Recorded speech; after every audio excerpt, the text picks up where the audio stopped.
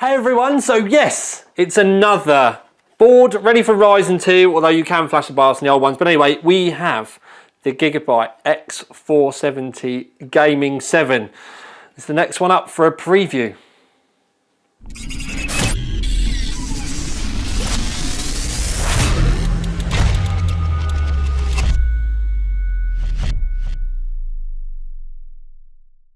So yes, next up we do have the Gigabyte Aorus Gaming 7, and they've nailed Wi-Fi on the end to it as well. But these CPUs we will be reviewing on the 19th. We've got the new Ryzen 2, and then we've got the 5 and the 7.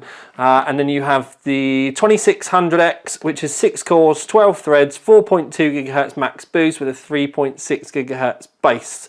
And then on the Ryzen 7 side, we've got the 2700X, 8 core, 16 thread, 4.3 GHz max boost with a 3.7 GHz base. So we do have those, but we're also here to look at the boards themselves. If you want to look into more about the CPUs on their own, you can go and have a look on the channel itself. So this Gigabyte board, we're just going to have a look at some of the stuff that comes inside. You do get a couple of Velcro tabs that you can help keep your cables tidy. There is an extension cable here which takes it from a very small 3-pin up to the standard addressable 3-pin. This you'd be able to stick around the back of your board and stuff like that, so that's all kind of nice. The fact that we've now got addressable on Gigabyte is all good. Then you do get, now this I'm going to pull out just so that we can show you properly. This is a slightly different RGB cable, because Gigabyte do RGB-W. Now you can put your normal 4-pin RGBs on there, but you can also get some dedicated RGBs which have a dedicated white channel, or you can then also use that for ultraviolet if you want as well. So I call it RGBW because it's normally 12 volt RGB, and then the outside one is the W for the white. You quite normally get a dedicated white LED on your RGB strips, or a dedicated ultraviolet on there as well. Also, we can rip out the Wi-Fi dongle, which you can have a look at. Just clips magnetic onto the top of your case if you're lucky enough to have, or I don't know whether you'd be lucky or unlucky to have a steel case, but you get what I mean. If you've got glass, then it's just going to sit there. Couple of ends on it as well. You do get the sticker pack. They're still rocking the old school. This is pretty much the old kit because it's still got the passport ones on there, so they've not updated any of this. We do get some cable labels. I'm going to have to start saying that more. And some other bits and bobs that you can chuck on. And then it's pretty much, you get your SATA cables in there. You get the screws for your M.2.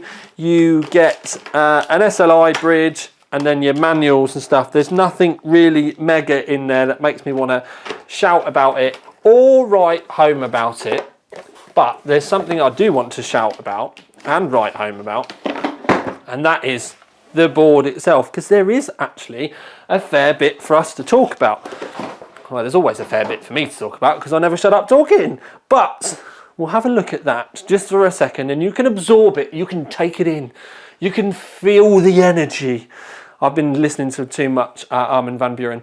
So first thing that I'm going to absolutely smash on and talk about is this, because I think it's really, really brave, and I really hope that it's going to work well and it's not because they're just going to overheat. But proper old school heat sinks. Now, in the old days, we would have had those and they would have been copper, and it was just one of those things. They were always kind of renowned for people cutting their fingers on them. But yes, the new style stuff, like that you would have seen on the old Gigabyte boards, or anything recent from any manufacturer, big chunks of aluminium, sounds really good, looks nice, but this has so much more surface area on. The cooling ability of these heat sinks is night and flipping day, in leagues above what any of those aluminium heat sinks can do.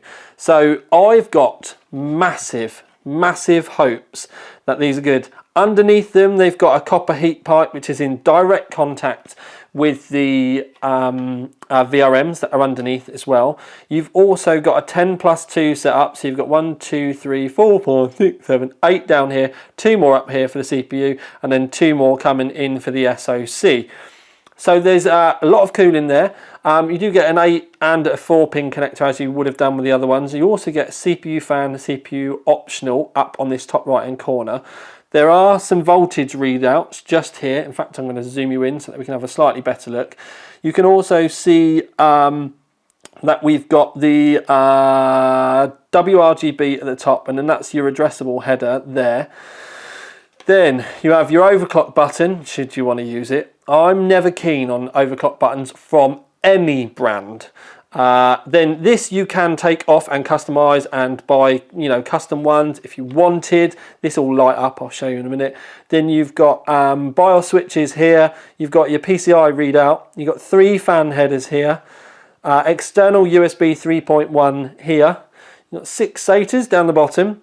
2 external USB 3s down here, as in for your front panel.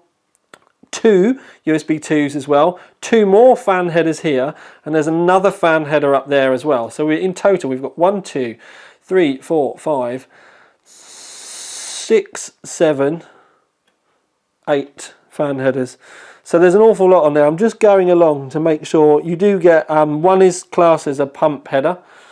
And I think one of these up here might have been a pump header as well. Yeah, that one is a fan header and a pump header. 2 covered, both of them are covered M.2s. All of the PCI Expresses are shielded, and it gives you extra strength, but the 2 main ones, which are these are the ones that you're going to put your graphics cards in. These will light up as well, all down the sides. Then you also get some lights that come up in between the DIMM slots. Round the back, a fitted header, I/O shield, whatever you want to call it, 4 PCI Express.